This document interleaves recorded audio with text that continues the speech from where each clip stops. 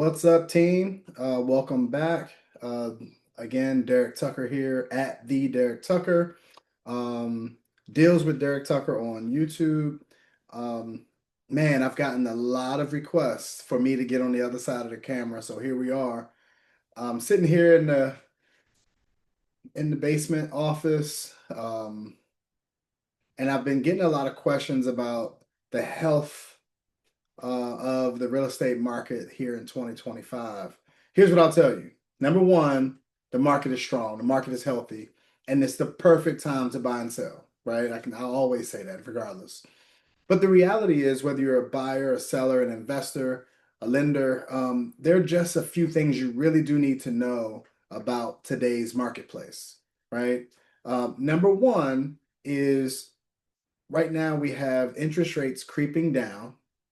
But yet, even still, yet, we have a plethora of properties on the market that are staying on the market a little bit longer than normal. Now, it depends on what category we're talking to. So if you could think of a bell curve, right, where you have the bulk of your volume in the center and you have your extremities where it kind of tapers off, the same thing is true in the real estate market with respect to sales prices.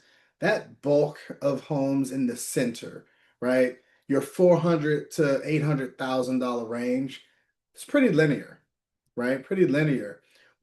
But on each end, the really inexpensive properties and your 850 and up, those markets are booming right now, actually. It's kind of interesting. I would imagine that the government shutdown, the uncertainty in the economy in general, are causing everyday working people to pause.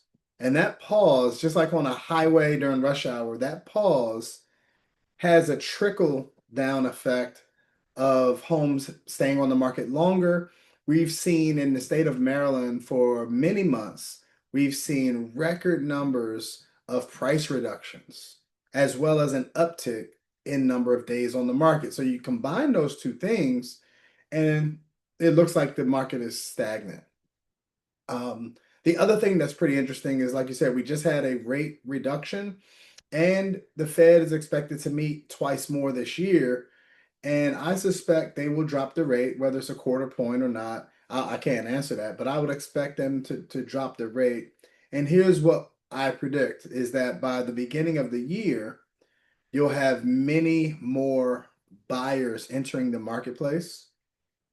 And with that thought process, it'll be doubled down with more homes on the market. And where it's a buyer's market now, I don't know that great competition amongst buyers isn't going to then level the playing field or flip it back to a seller market. So if you're ready to buy a house, my recommendation would be get ready now and try to secure a deal prior to the end of the year before you have more competition and pay a slightly higher price for the same property. Um, so with that, my recommendation, if you have any questions or if you have any interest in the real estate market, reach out to me directly. I can help you do that. Um, if you're interested in reading something that can really get you off the couch, one of my favorite books, The Magic of Thinking Big, by David Schwartz. This book talks a lot about the failure diseases and how to get out of your comfort zone and move forward with your life. So, with that, I'm on the other side of the camera now, guys. I'll be providing you guys with some market updates periodically and talking more about things I see in the market. Um, Expanding beyond just the DMV at some point as well. So whether you're an investor, buyer, or seller, reach out directly and let me know what you have going on. Looking forward to working with you and helping you.